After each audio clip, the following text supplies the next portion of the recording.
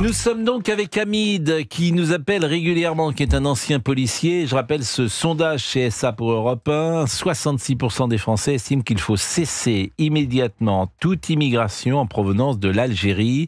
Un chiffre important alors que les relations diplomatiques entre la France et l'Algérie se sont considérablement tendues, avec notamment l'arrestation le 16 novembre dernier à Alger de l'écrivain franco-algérien Boualem Sansal.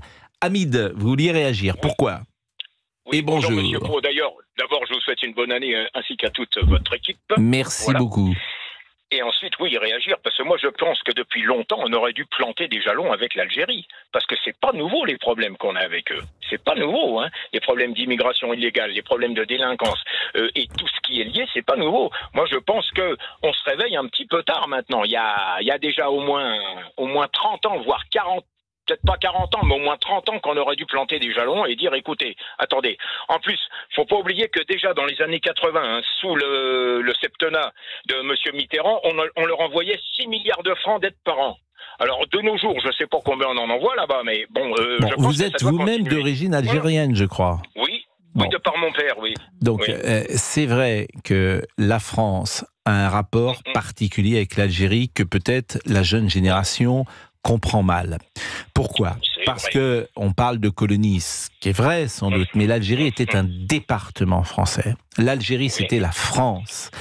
Et c'est là que ce traumatisme est encore présent, parce que la France a quitté l'Algérie dans des conditions très compliquées à l'issue de ce qu'on a appelé, d'abord on disait les événements d'Algérie, mais ensuite la guerre d'Algérie de 54 à 62, de la Toussaint Rouge jusqu'aux accords d'Évian. Et tout ça s'est fait de chaque côté, dans les larmes et dans le sang, parfois. Et ce qui est sidérant, c'est que 50 ans plus tard, les plaies sont quasiment plus vives qu'elles ne l'étaient 10 ans plus tard. Et c'est ça, moi, qui me frappe, comme s'il y avait une sorte de fatalité entre l'Algérie et la France, que jamais on puisse imaginer retrouver un peu de paix. Soyons honnêtes, les dirigeants algériens ont fait de la France une sorte de rente victimaire. Les dernières paroles du président Tebboune sont effrayantes. Ce qu'il a dit sur la France, c'est absolument effrayant. Donc forcément, ça complique les relations d'abord entre la France et l'Algérie, mais aussi avec nos amis français d'origine algérienne qui sont nés sur le sol de France et dont parfois certains ont été élevés avec dans le ressentiment et pourquoi pas dans la rancœur. Mais c'est vrai aussi que ce qu'a fait la France de 1850 jusqu'à 1962, c'était pas toujours très malin. Je vais le dire comme ça.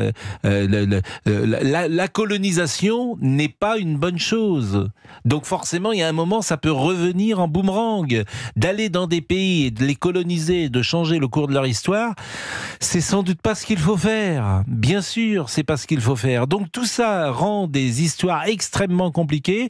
C'est vrai que la France a eu un rôle important dans le monde entier. Parfois, elle a fait aussi, et c'est ça aussi le paradoxe, parce que tout est tellement compliqué, elle a fait aussi des bonnes choses quand elle est allée sur des territoires. Mais c'était pas son histoire. C'était pas son histoire. Elle l'a modifiée, cette histoire. Donc voilà où on en est, Hamid. Et on est là avec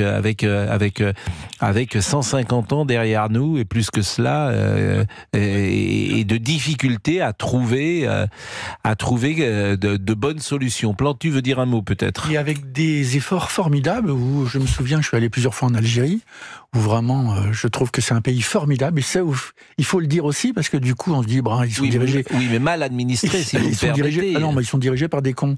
Mais seulement, quand on va en Algérie... C'est vous qui l'avez dit, c'est pas moi, mais bon. Et dangereux. Mais en fait, ça n'a rien à voir avec le pays, la population, mais c'est des gens formidables. Et quand j'y vais, et quand je suis allé voir plusieurs fois, j'ai fait des rencontres organisées par l'ambassade de France, à l'époque de Xavier Driancourt. Plusieurs fois, j'y suis allé, et il a eu qui était l'ancien ambassadeur de France oui, en Algérie, Xavier Driancourt. Et pour réconcilier, passer son temps à réconcilier, qu'est-ce qu'il a proposé ?